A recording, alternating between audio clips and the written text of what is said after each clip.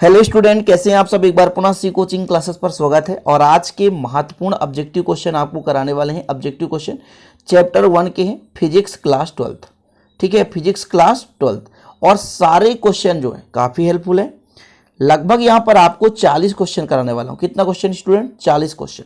आप लोग सभी 40 क्वेश्चनों को अच्छे से तैयार करेंगे। चलिए शुरू करते हैं। तो फिर पहला क्वेश्चन है आपके पास, एप्सिलॉन नॉट का बिमी सूत्र क्या है? एप्सिलॉन नॉट का बिमी सूत्र आपको बताना है। तो m की पावर -1, l की पावर -3, t की पावर -4 a स्क्वायर। चाहे तो आप लोग नोट डाउन करते चलें सभी प्रश्नों को। विद्युत क्षेत्र की तीव्रता कैसा ही मात्रा का होता है? न्यूटन प्रति कूलाम। एकांक आवेश पर लगने वाला बल क्या कहलाता है? विद्युत क्षेत्र की तीव्रता।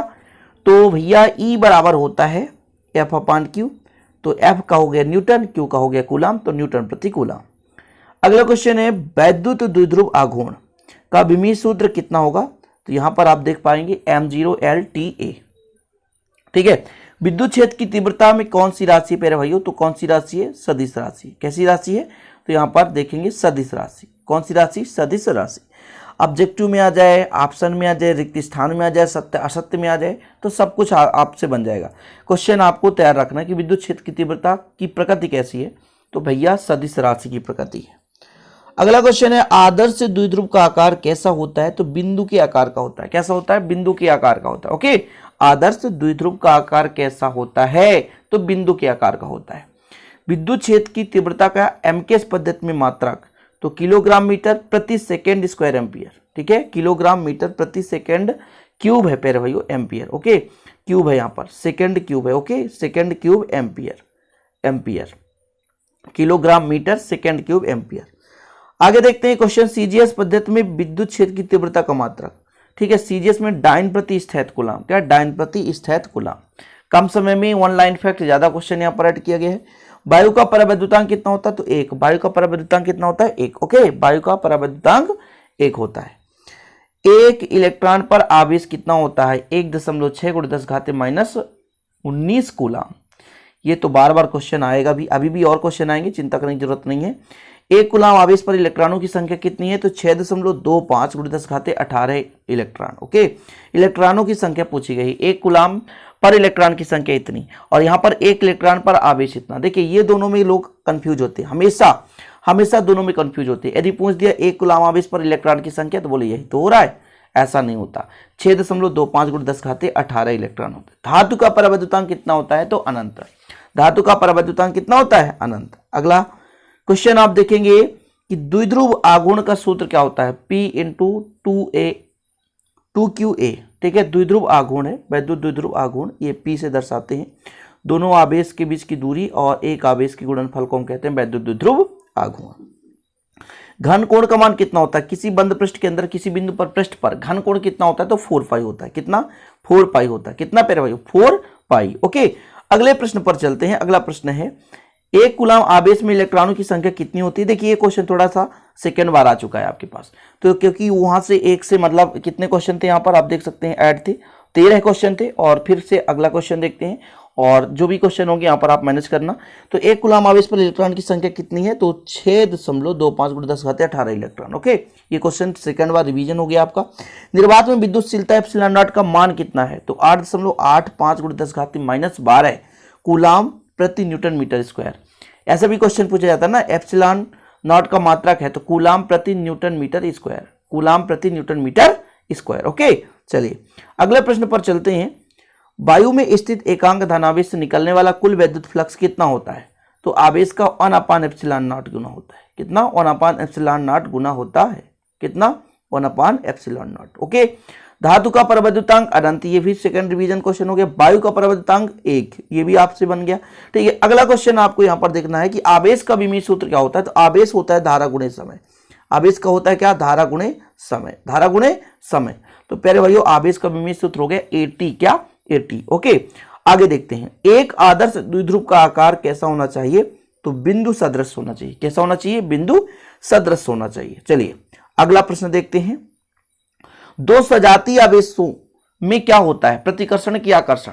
तो प्यारे भाइयों, जो जैसे प्लस है और प्लस है, तो ये एक दूसरे से दूर जाएंगे, यानी प्रतिकर्षण होगा। लेकिन दो विजातीय आवेश हो गए, एक प्लस हो गया आपके पास और एक माइनस हो गया, तो इन दोनों के बीच जो क्या होगा, आकर्षण होगा। क्या होगा, आकर्षण। तो यदि विजातीय आवेश की बात करें तो विजातीय आवेश में प्रतिकर्षण, और यदि सजातीय आवेश की बात करें तो एक दूसरे को आकर्षित करते हैं। ओके, विद्युत क्षेत्र की तीव्रता का ऐसा ही मात्रक होता है न्यूटन प्रति कूलम। अभी आपको एक बार बताया गया F बराबर E बराबर F अपान Q होता है। E का मात्रक न्यूटन होता है, Q का कूलम। तो E से अपना आ गया F अपान Q। एकांक आवेश पर लगने वाला बल क्या कहलाता है, तीव्रता कहलाता है। यहां से क्लियर हो गया, न्यूटन प्रति कूलम। विद्युत क्षेत्र की तीव्रता का जो विमीय सूत्र है ये आपको याद करना है, तैयार करना है, MLT पावर -1 1 पावर -1।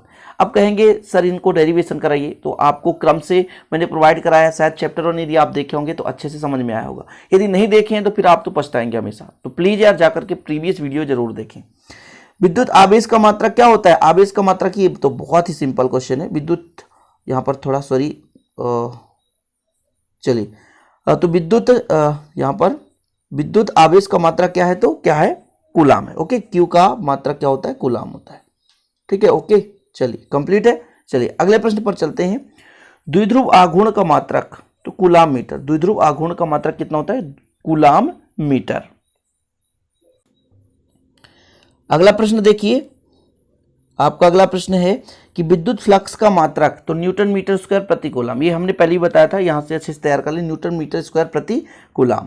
आगे के विद्युतशीलता का मात्रक, विद्युतशीलता क्या है प्यारे भाइयों, ये एप्सिलॉन नॉट, तो कूलम स्क्वायर प्रति न्यूटन मीटर स्क्वायर। और जो विद्युत फ्लक्स है वो फाई ई से दर्शाते हैं। ओके, तो इनका सबका मात्रक भी तैयार कर लेना है आपको। सिल्क से रगड़ी गई कांच की छड़ पर किस प्रकार का आवेश उत्पन्न होता है। सिल्क की मतलब सिल्क से रगड़ी गई कांच की छड़ पर किस प्रकार का आवेश होगा, तो कांच पर धन आवेश आता है। क्या, धन आवेश आता है। अगला क्वेश्चन है भैया, फड़ से रगड़ी गई रबर की छड़ पर किस प्रकार का आवेश उत्पन्न होता है, तो रबर की छड़ पर ऋण आवेश उत्पन्न होता है। ठीक है, चलिए आवेशों का क्वांटीकरण का कारण क्या है, तो इलेक्ट्रॉनों का पूर्ण संख्या में स्थानांतरण होना ही आवेशों का क्वांटीकरण का कारण होता है। विद्युत द्विध्रुव आघूर्ण की दिशा क्या होती है, तो ऋण आवेश से धन आवेश की ओर होती है। कहां से, ये ऋण है ये धन है, इसकी जो दिशा है इधर होगी, ऋण से धन की ओर होगी। ओके, चलिए आवेश को पहले किसने धन एवं ऋण चिन्ह से प्रदर्शित किया, बताइए। सर्वप्रथम किसने बताया कि धन चिन्ह ये है और ऋण चिन्ह ये है, आवेश को सबसे पहले किसने बताया, तो बेंजामिन फ्रैंकलिन ने बताया था। ठीक है, ऋण चिन्ह और धन चिन्ह किसने, बेंजामिन फ्रैंकलिन ने। क्या आवेशित पिंड की चाल के साथ उसका आवेश बदलता है, बिल्कुल नहीं बदलता, कभी भी नहीं बदल सकता। क्या दो आवेशों के बीच वैद्युत बल न्यूटनी होता है, जी हाँ। ओके, राइट है, सही है। कथन सत्य सत्य में आ जाए तो कथन सत्य है। आगे देखते हैं, वैद्युत क्षेत्र ई पर रखे आवेश क्यू का कार्यरत बल कितना होता है, तो क्यू ई होता है। कितना होता है, क्यू ई होता है। कैसे निकालोगे, ये बल का मान है क्यू ई। अच्छा, इसका जो फार्मूला है यहां से निकलता है, ई बराबर होता है एफ अपान क्यू। तो भैया एफ बराबर कितना हो जाएगा, क्यू ई हो जाएगा। इसका पक्षांतर कर देंगे। ओके, चलिए अब यहाँ पर थोड़ा सा फटाफट एक बार फिर से चर्चा करते हैं, कुछ क्वेश्चन रिवीजन भी हो जाएंगे। एप्सिलॉन नॉट का मात्रक होता है कूलम स्क्वायर प्रति न्यूटन मीटर स्क्वायर। विद्युत क्षेत्र की तीव्रता का मात्रक है न्यूटन प्रति कूलम। वायु का पराविद्युतांक 1 होता है। 1 कूलम आवेश के इलेक्ट्रॉनों की संख्या ये हो गई। ठीक है, यहाँ पर आप देखेंगे थोड़ा सा, और ये रिक्त स्थान में कभी कभी पूछ दिया जाता है। और देखते हैं प्यारे भाइयों, 1 कूलम आवेश में इलेक्ट्रॉन की संख्या तो सब बनता है।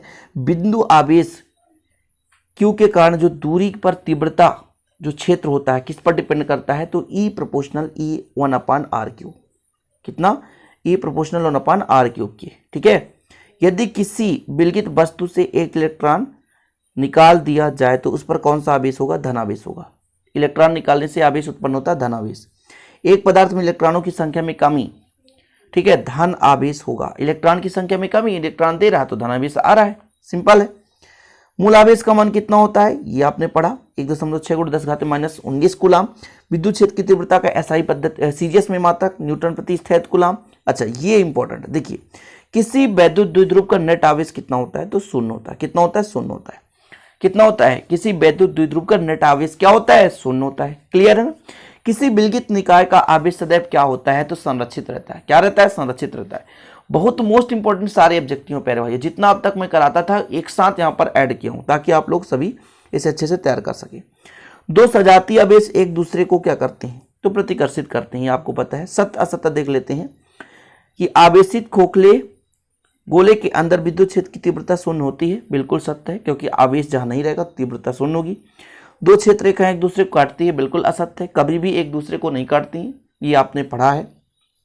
धातु का परिवर्तनांक अनंत होता है, बिल्कुल सत्य है। किसी चालक के अंदर में क्षेत्र रेखाएं नहीं गुजरती, बिल्कुल सत्य है, क्योंकि भैया ये प्लस है, ये माइनस है, ये चालक है, तो बल रेखाएं बाहर से गुजरती है, धन से निकलकर ऋण की ओर। ओके, इस प्रकार से। तो इस प्रकार से उम्मीद करता हूं कि आज के सारे ऑब्जेक्टिव क्वेश्चन आपको क्लियर हो गए होंगे।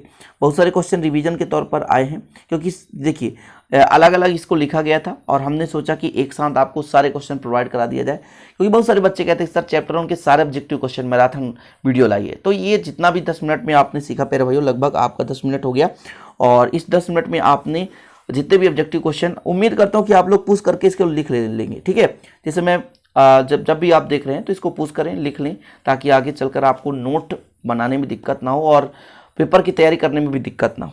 तो इसी प्रकार वीडियो बनाने के लिए प्लीज़ चैनल को सब्सक्राइब कर लें यदि नए हैं तो, और साथ ही बेल आइकन प्रेस कर लें। मिलते हैं अगली वीडियो में। जय हिंद, वंदे मातरम।